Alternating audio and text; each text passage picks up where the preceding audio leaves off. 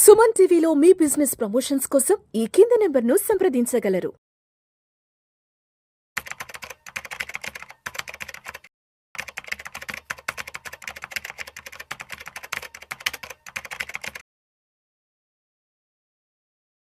Welcome to Vishnu talks. నేను మీ Vishnu.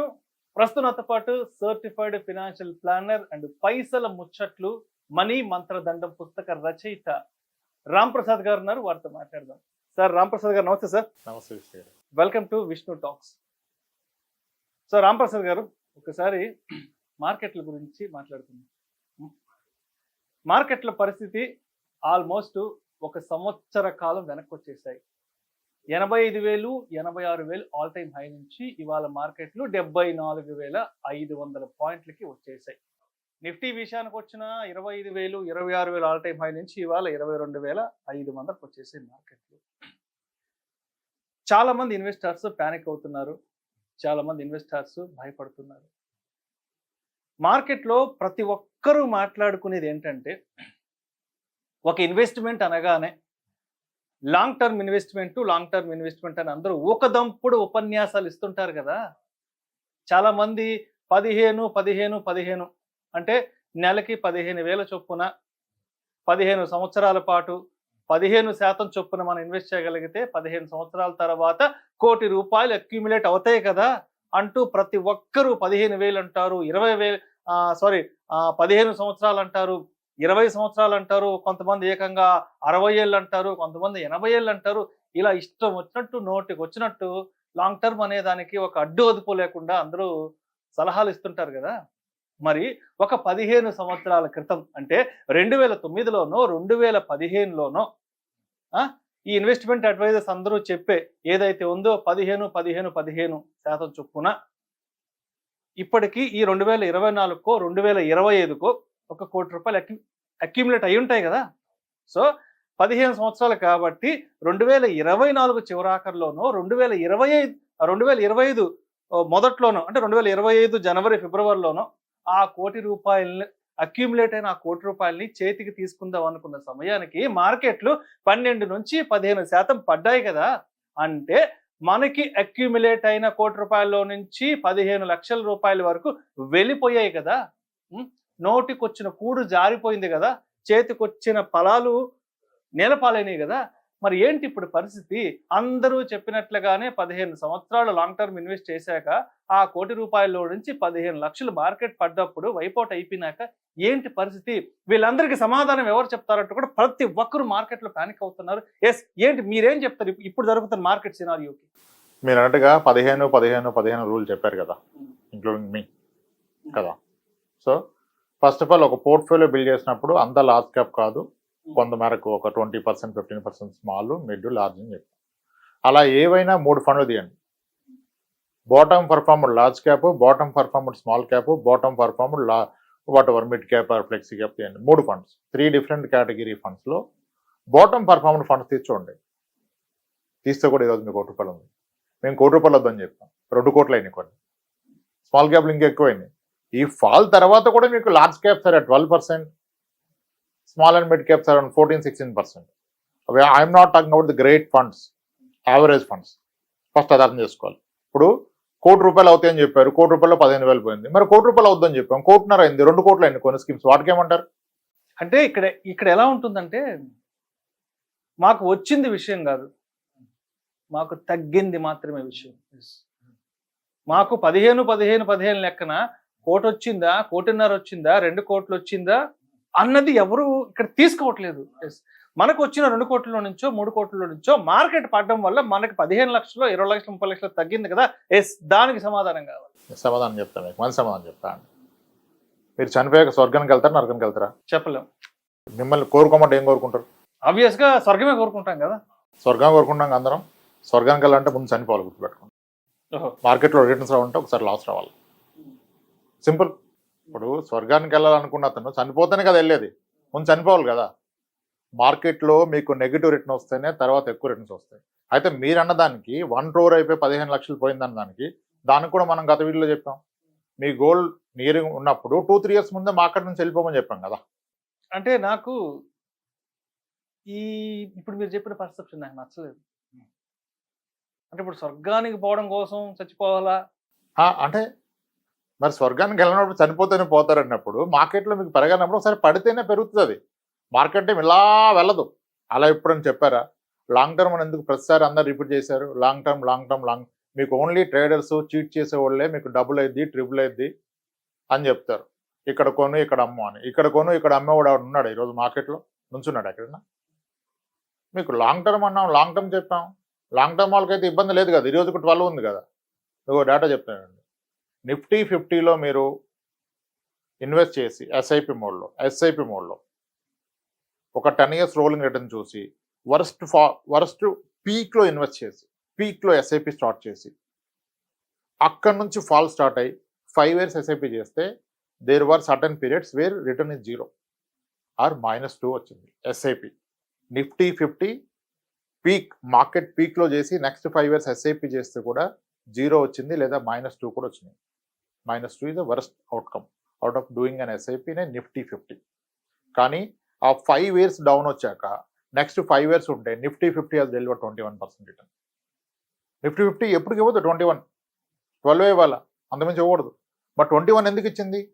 First 5 years negative ఉంది కాబట్టి ఇచ్చింది. మీరు ఎప్పుడైతే మీ overall SIP period long term ఉన్నప్పుడు the majority period or the max possible period నెగిటివ్లో ఉంటే, డౌన్లో నడిస్తే, అప్పుడే ఓవరాల్గా will able to make returns. ఇప్పుడు మీరన్న దాంట్లో నాకు 1 crore తగ్గింది అంటే నువ్వు 1 crore ట్రిగర్ అవ్వని వెళ్ళిపోమని చెప్పాం మనం. అంటే నీ గోల్ 1 crore కాదు. ఇక్కడ goal should not be money. Goal is filling some requirement. పెళ్ళి, చదువు అన్నప్పుడు ఏం చెప్పాం? 2025లో కనుక మీ పాప చదువు ఉంటే 22లోనే మీరు స్లో అయిపోండి, 22లోనే మీరు తీసేయండి, డెట్లోకి వెళ్ళిపోండి, ఎఫ్డీలోకి వెళ్ళిపోండి అని చెప్పాం. ఇప్పుడు 1 crore టార్గెట్ అంటే ప్రాబ్లం. 15 years 1 crore అన్నతనికి ప్రాబ్లం. ఎస్, మీరు అన్నట్టుగా నేను ఇదే, నాకు ఏ అవసరం లేదు, గోల్ లేదు, క్లారిటీ లేదు, ₹1 కోటి 15 ఏళ్ళని పెట్టిన అతనికి. కానీ ఈ రోజు పడ్డానికి కూడా కోటినాయి most of the funds. Actually ఈ రోజు కూడా 1.5 ఫండ్స్ కూడా ఉన్నాయి. సో ఇప్పుడు ఎవరైతే మీరు చెప్పిన ఎమోషన్ ప్రాబ్లం అంతా ఎక్కడ వచ్చిందంటే రీసెంట్ 3 years వచ్చిన వాళ్ళకి వచ్చింది ప్రాబ్లం. ఈ రోజు నా క్లయింట్స్లో 6 years ఉన్న క్లయింట్స్ది పోర్ట్ఫోలియో యావరేజ్ 18% ఉంది. ఒక 500 మంది కస్టమర్స్ది డైవర్సిఫైడ్ పోర్ట్ఫోలియో. ఈరోజు ఎర్లియర్ ఉండేది 28, 26 ఉంది, 18కి వచ్చింది. It's okay. 17కి వెళ్ళొచ్చు, మేబీ 14కి వెళ్తుందేమో ఇంకా పడితే. క్లియర్ చెప్పాము. ఎవరన్నా ఫోన్ చేస్తే చెప్తున్నాం, సార్ మీ అవసరం ఇప్పుడుందా, నియర్ బై ఉంటే ఈరోజు తీసేద్దాం, ఏ రోజున తీసేయటమే. ఇప్పుడు మీ దగ్గరకు వస్తున్న ముందు కూడా ఒక క్లయింట్తో మాట్లాడా, 30 lakhs అవసరం ఆయనకి అర్జెంటుగా. వాళ్ళ అబ్బాయి వేరే కంట్రీ వెళ్ళాడు ఫుట్బాల్ ఆడటానికి, అక్కడ సెలెక్ట్ అయ్యాడు, చాలా ఎక్స్పెన్స్ పెరిగిపోయింది. సార్ నాకు 30 lakhs కావాలన్నాడు. ఆయన ఒకప్పుడు చాలా రేట్ ఉండే, తగ్గిపోయింది. జెన్యూన్ రిక్వైర్మెంట్ ఉంటే what to do with money?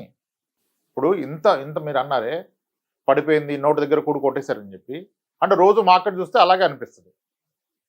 ఇప్పుడు ఒక ప్రాపర్టీ కొన్నాను నేను, రోజు అడుగుతాను బ్రోకర్ ఫోన్ చేసి మన ఎంత ఉంది తగ్గిందో పెరిగిందని. అలా 10 రోజులు అడిగితే 11 రోజులు ఫోన్ అతడు. అంటే ఇక్కడ 2 రకాల మైండ్ సెట్లు ఉంటాయి.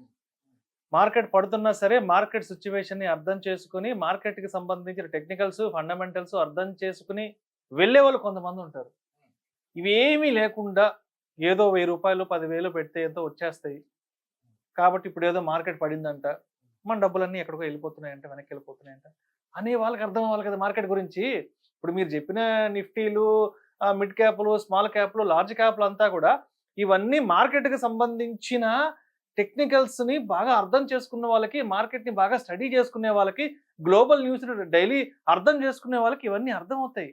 అంటే కొంత కేటగిరీ ఆఫ్ పీపుల్ ఇవన్నీ అర్థం చేసుకోగలరు, డైజెస్ట్ చేసుకోగలరు, ముందుకెళ్ళగలరు. బట్ అందరికీ ఈ టెక్నికల్స్, అందరికీ ఈ నిఫ్టీ 50లని, ఈ మిడ్లు, స్మాల్లు, లార్జ్లు అందరికీ తెలియదు కదా. మార్కెట్ ఎందుకు పడుతున్న సంగతి చాలా మందికి తెలియదు కదా. అసలు ముందు తెలకుండా ఎంటర్ అవద్దని కదా చెప్పాను. తెలకుండా ఎంటర్ అవద్దని చెప్పాము. దానికోసం మాట్లాడుతున్నాం. ఇప్పుడు మార్కెట్ పడుతుంది, ఎఫ్ఐలు సెల్లింగ్ అంటున్నాం. ఇది ఎంతమంది తెలుసు? కొంతమందికే తెలుసు. ఏదో ఎఫ్ఐలు అమ్ముకుంటున్నారు, వెళ్ళిపోతున్నారు కాబట్టి మార్కెట్ డౌన్ ట్రెండ్లో ఉందని. అందరికీ తెలియదు కదా ఇది. ఇప్పుడు ఈసారి అనాలిసిస్ చేయడానికి రోజు ఒకటి ఉంటుంది. యూఎస్లో మొన్న ఏదో నెగిటివ్ న్యూస్ వచ్చింది యూఎస్ గురించి. మొన్న దాకా యూఎస్ బాగా చేస్తుంది కదా. రేపు చైనాలో ఒక నెగిటివ్ న్యూస్ రావచ్చు, ఎఫ్ఐఎస్ ఒక రోజు రావచ్చు, ఒక రోజు పోవచ్చు. ఈ మధ్యన అయితే పోతున్నారు. సో రోజు మాకుండా రోజు న్యూసే, ఉపయోగం ఏముంది? రోజు అనాలిసిస్ చేసి ఏం చేస్తాం మార్కెట్ని? ఎన్ని ఇన్సిడెంట్ చూసాను సార్ మీరు నేను పరిచయం అయ్యాక. ఒకసారి మార్కెట్లో ఈ రోజు ఫుల్గా మాట్లాడింది 1 వీక్ తర్వాత ఎవడు మాట్లాడు. మొత్తం ఇప్పుడు అందరికీ టైం దొరికింది, మార్కెట్ పడింది కాబట్టి మాట్లాడడానికి. రోజు ఒక రీజన్ పట్టుకుని ఈవినింగ్ కల్లా ఎందుకు టైం వేస్ట్? ఇన్వెస్ట్మెంట్ చేసినట్టు వెళ్ళి ఓటీటీలు సినిమాలు చూసుకోవాలి, మళ్ళీ చూడటానికి కాదు అది ఇన్వెస్ట్ చేసింది. అప్పుడు వ్యాపారమే చేసుకోవాలి. ఇన్వెస్ట్మెంట్ ఏం చేసాం? మనకు వ్యాపారం చేత కాదని వేరే వ్యాపారంలో పెట్టాం మనం. ఇప్పుడు సరిగా వ్యాపారంలో రిటర్న్స్ వచ్చేవాడు ఎప్పుడు ఇన్వెస్ట్ చేయడు. వాడు నా వ్యాపారం నాకు ఎక్కువ వస్తుంది, నీ 12-13 నాకు ఉంటుంది నవ్వుతాడు చాలామంది. కరెక్టే, వాళ్ళు మనకు ఆ వ్యాపారం చేయడం రాదు కాబట్టి కొన్ని వ్యాపారాల్లో పెట్టుబడి పెట్టాం మ్యూచువల్ ఫండ్ ద్వారా, అంతే కదా, పెట్టాం కదా నమ్మి. అప్పుడు వెళ్ళి మన పని మన ఓటీటీలో ఆహాలో నెట్ఫ్లిక్స్లో మూవీ చూసుకుంటూ కూర్చోవాలి. అది ఒక ఇన్వెస్టర్ చేసిన పని. ఇప్పుడు రోజు ఉదయం ఏమైంది, సాయంత్రం ఏమైంది, ఎవరేం చెప్పారు, ఈయన ఎలా చెప్పాడు, ఈయన ఎలా చెప్పాడు, స్మాల్ క్యాప్ తీసేయాలంటే నేను బెట్టా తీసేస్తా అంటే రేపు ఇంకొక ఆయన చెప్తాడు, రేపు రివర్స్ అయింది 1 వీక్ మళ్ళీ పడిపోద్ది. ఈ 1 వీక్ రివర్స్ అయిందని మళ్ళీ వెనక్కి వస్తే ఎలా? యూ షుడ్ హ్యావ్ క్లారిటీ ఉండాలి. ఎన్ని నెలలకు పెట్టావు, అదే కదా ఫస్ట్ మనం అడిగింది. ఎన్ని నెలలకు పెట్టామని కదా అడిగింది. ఇప్పుడు 12% బిలో రిటర్న్ ఉన్న స్మాల్ క్యాప్ మిడ్ క్యాప్ ఉందా? 10 years ఇంత ఫాల్ తర్వాత 10 years రిటర్న్, 10 years రిటర్న్ ఉందా? ఇది only pain is for the last 2-3 years. 2-3 years ఇన్వెస్ట్మెంట్కి ఇది రైట్ కాదని ఎన్నిసార్లు చెప్పాను, అందరూ చెప్తున్నారు, నేను ఒక్కనే కాదులేదు, అందరూ చెప్పారు కదా. ఆ క్లారిటీ ఉండాలి. ఇప్పుడు ఏదో వస్తువు ఎక్కడో ఏదో కొన్నప్పుడు, ఒక స్థలం కొన్నప్పుడు రోజు బ్రోకర్ ఫోన్ చేసి అడగండి రేట్ ఎలా ఉంది, ఈరోజు ఏమైంది, డెవలప్మెంట్స్ ఏమొచ్చినాయి, పెరుగుద్దా తగ్గిందని అడిగితే 10 రోజుల తర్వాత ఫోన్ ఎత్తాడు. ఇక్కడ ఎందుకు రోజు చూస్తున్నారు మార్కెట్? మీరు పెట్టింది వెరీ క్లియర్, 10 ఏళ్ళు ఉంటారని చెప్పినప్పుడు 15 ఏళ్ళు ఫార్ములా వేసుకున్నోడికి 3 ఏళ్ళ క్రితం పెట్టినోడు ఎందుకు సార్ టెన్షన్? ఈరోజు 15 ఏళ్ళని పెట్టినావు కదా, ఇప్పుడు 15 ఏళ్ళ క్రితం పెట్టినోడికి మీరు చెప్పిన డైలాగ్ అది అప్లై కాదు. అందరు బాగానే ఉన్నారు, ఎవడో బిలో 15 లేదు 15 ఏళ్ళ క్రితం పెట్టినోడికి. హైబ్రిడ్ ఫండ్స్ ఉన్నాయి సార్ ఈ రోజుకి 14-15లో, మల్టీ అసెట్లు, బ్యాలెన్స్డ్ అడ్వాంటేజ్, డైనమిక్ అసెట్ అలొకేషన్లు, అగ్రెసివ్ ఈక్విటీ హైబ్రిడ్లు అవి ఉన్నాయి. ఇంత ఫాల్లో hybrid funds hardly fell by -4, -5, maybe 1 or 2 funds -6 ఉన్నాయి. అంటే మీ ఆబ్జెక్టివ్ ఇప్పుడు ఎవరైతే లాస్ట్ ఇయర్ నుంచి వచ్చారో వాళ్ళందరికీ మేము హైబ్రిడ్ ఫండ్సే పెట్టాం, లంసం పట్టుకొచ్చిన వాళ్ళకి. సో వాళ్ళు హ్యాపీ సార్, అందరు 14% అన్నారు, మంది 5% పడ్డదని. ఇక్కడ నేను ఎక్స్పెక్టేషన్ రైట్ పెట్టాం మనం, లంసం అని వస్తే హైబ్రిడ్ ఫండ్సే పెట్టాలన్న, ఈవెన్ 5-6 years కూడా. Pure equity SIPs for at least for 8 years, 9-10 years kind of thing. సరే, అంటే ఓకే, ఇప్పటి వరకు పాస్ట్ పెర్ఫార్మెన్స్ ఓకే, ఎంత వచ్చింది, ఏంది, 10 వచ్చిందా, 12 వచ్చిందా, 18 వచ్చిందా అనేది ఇప్పుడు ఇది కాదు మనం మాట్లాడుకోవాల్సింది. మార్కెట్ 1 year వెనక్కి వచ్చేసింది. 12లో 15, కొంతమంది 12 అంటున్నారు, కొంతమంది 15 అంటున్నారు. సరే, వాళ్ళ అజంప్షన్ ప్రకారమే మార్కెట్ వెనక్కి వచ్చేసింది. 85 నుంచి 70 నెలకు వచ్చేసింది. ఇప్పుడు మ్యూచువల్ ఫండ్ ఇన్వెస్ట్మెంట్స్, ఎస్ఐపిలు రిడెంప్షన్ కొట్టాలా,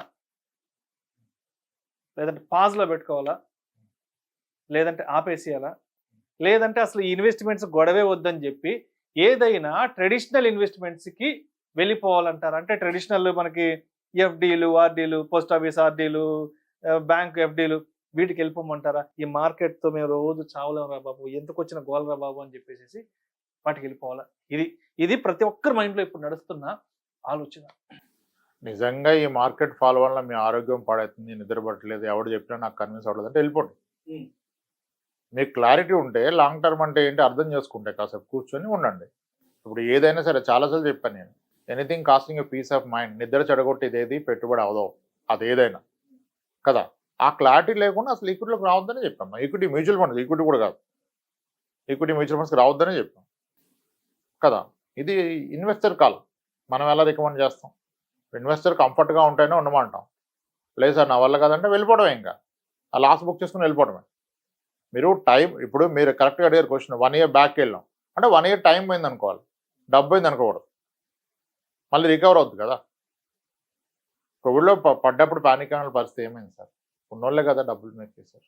ఎవరైనా టైమింగ్ చేసి పడుతుందని వెళ్ళిపోయి మళ్ళీ పడ్డానికి వచ్చారా? వెళ్ళిపోయినాడు పడ్డానికి కూడా రాలే, మళ్ళీ అందరూ లేసేగా వచ్చారు కదా.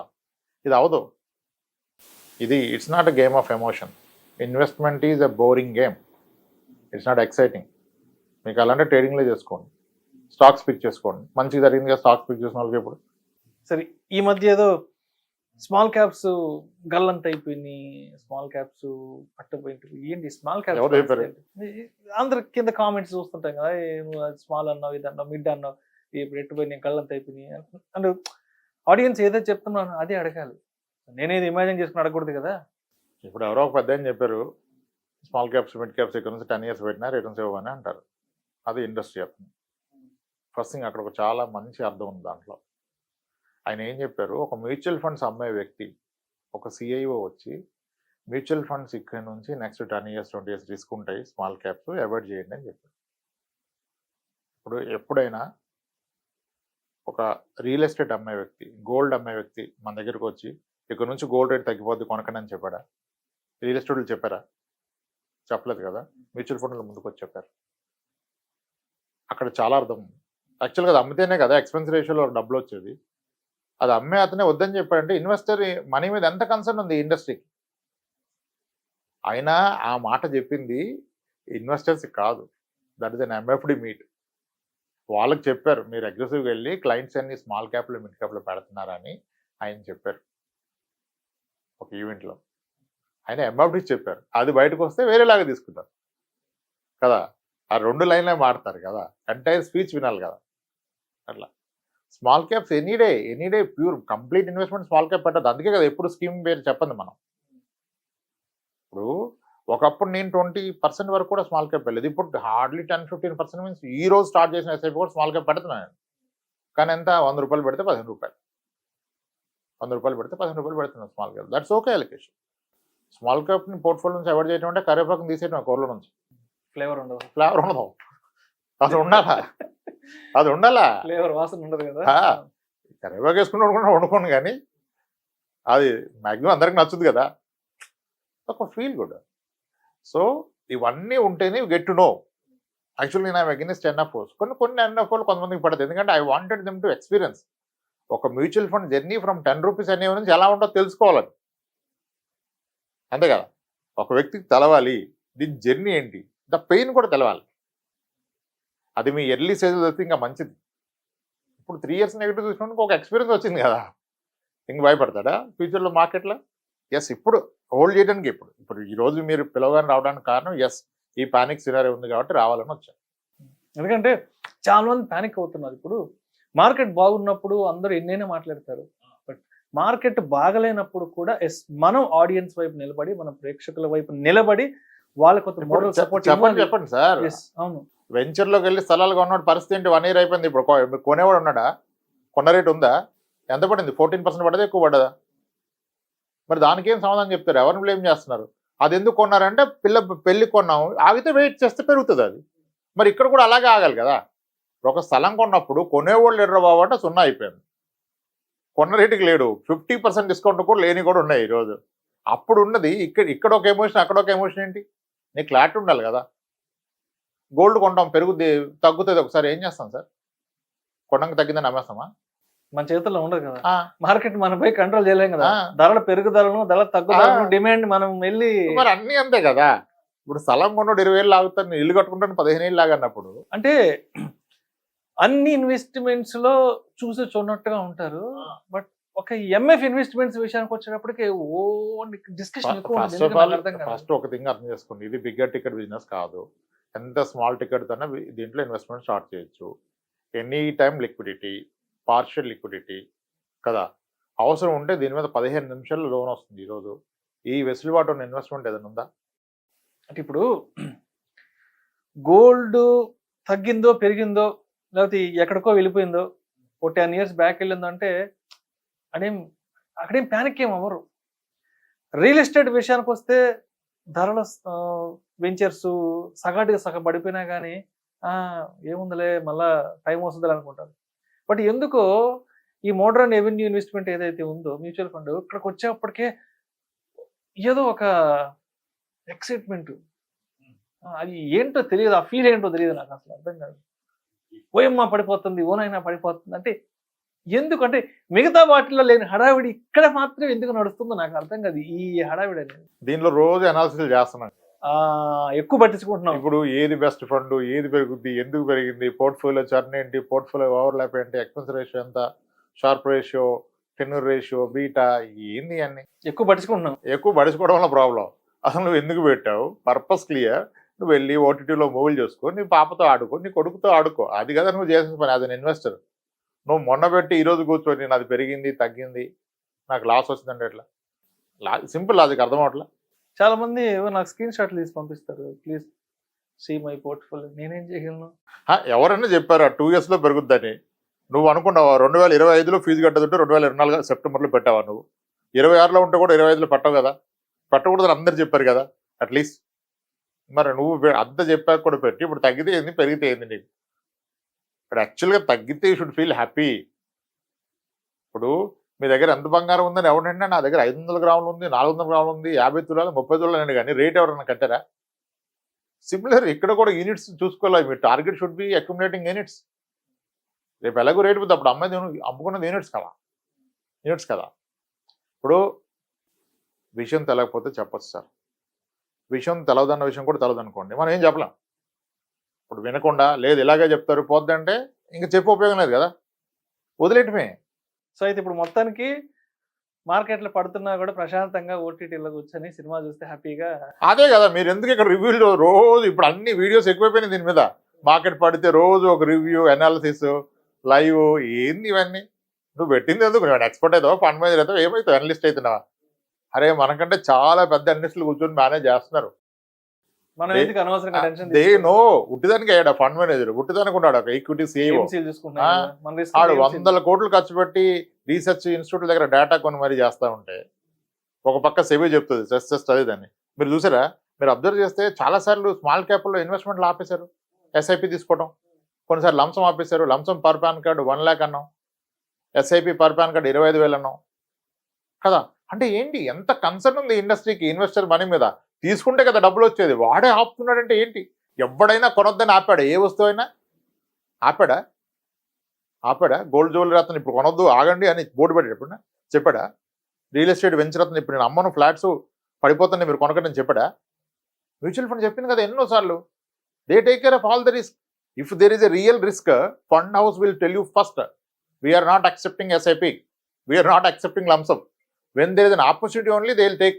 అన్ని పడ్డప్పుడు హ్యాపీ ఫీల్ అవుతారు, కానీ మార్కెట్ పడితే మాత్రం ప్యానిక్ ఫీల్ అవుతారు. ఇప్పుడు కూరగాయల ధరలు తగ్గినాయి అంటే చాలా హ్యాపీగా ఫీల్ అవుతాం, బంగారం ధరలు తగ్గాయి అంటే చాలా హ్యాపీగా ఫీల్ అవుతాం, రియల్ ఎస్టేట్లో ధరలు తగ్గాయని చాలా హ్యాపీగా ఫీల్ అవుతాం. బట్ మార్కెట్ పడిందంటే మాత్రం యాక్సెప్ట్ చేయలేకపోతున్నాం. మంచి ఎగ్జాంపుల్ చెప్తానండి.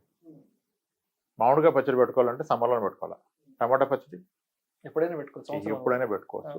తక్కువ రేటుకి క్వాలిటీ టమాటా మార్కెట్లో వచ్చినప్పుడు పెట్టుకోవాలి కదా. ఇప్పుడు వచ్చింది పెట్టుకోండి టమాటా పచ్చడి.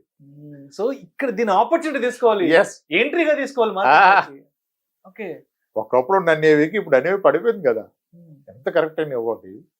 సో మార్కెట్ పడుతుంది అంటే ప్రశాంతంగా ఏదో మీరు ఏదో చెప్పారు ఇందాక, ఏదో ఓటీటీలో సినిమా పెట్టుకొని చూడాలి, కానీ ఓన్ ప్యానిక్ అయిపోయి బట్టలు చించేసేసుకొని.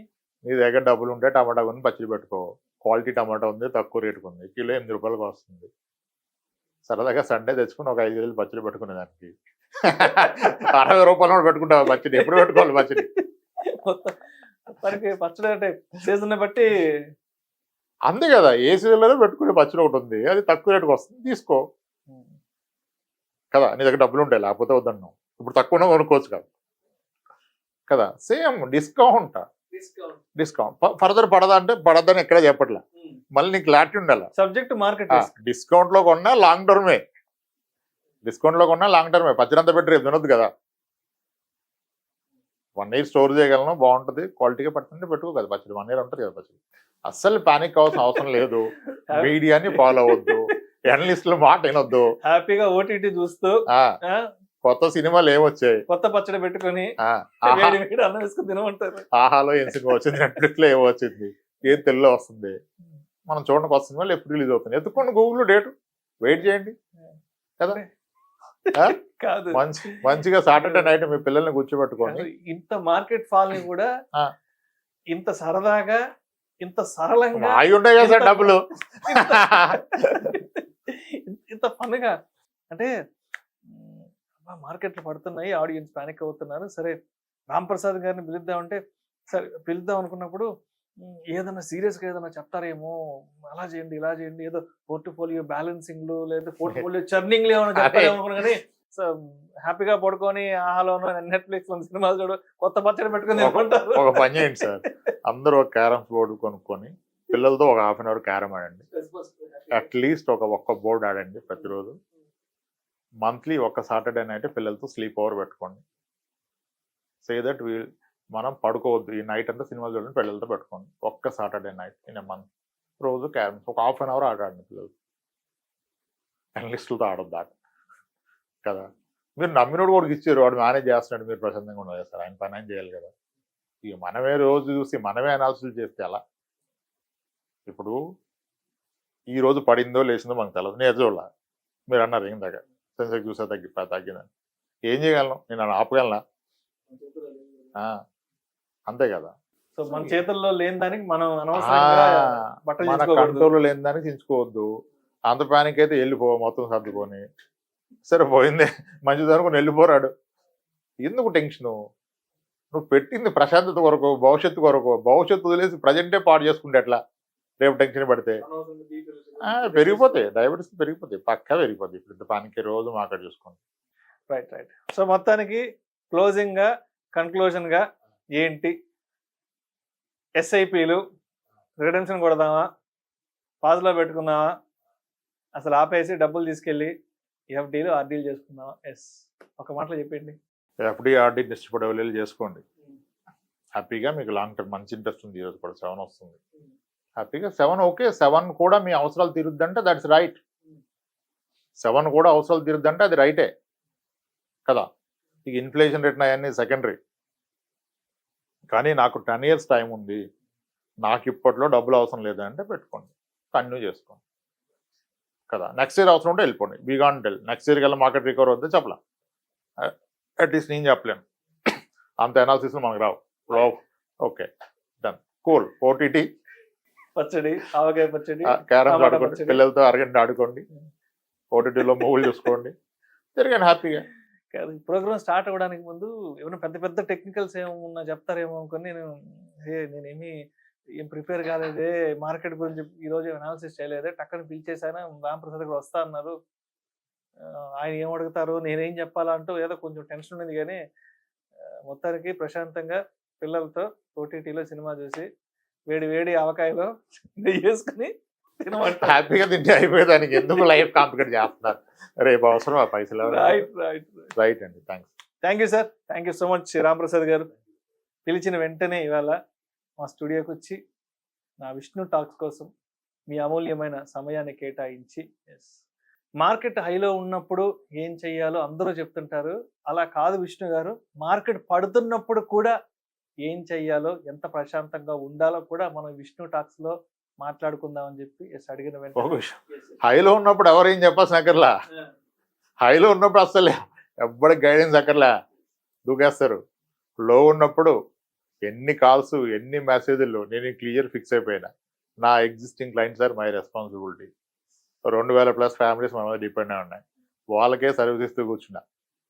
వాళ్ళు ప్యానిక్ అవ్వకుండా చూసుకోవాలి కదా. ఇప్పుడు ఎక్కడెక్కడ నుంచో మెసేజ్లు, మా టీంకి నాకు 60 లక్షలు పెట్టా, 8 లక్షలు డౌన్ అయింది, 12 లక్షలు డౌన్ అయింది. ఎవరిని అడిగి పెట్టావు, ఎక్కడ పెట్టావు, ఎక్కడుంది టైం? మనకి హెల్ప్ చేయ ఉంటుంది. కానీ నన్ను నమ్మి నేను ఎవరి ఇన్వెస్ట్మెంట్లో నాకు కమిషన్ వస్తుందో వాళ్ళకి కదా సర్వీస్ ఇవ్వాల్సింది. అది పెరుగుతున్నప్పుడు మీరు మాట నా మాట ఎవరు వినరు, మాకు తెలుసు అంటారు. పడుతున్నప్పుడు తెలిసి వస్తుంది.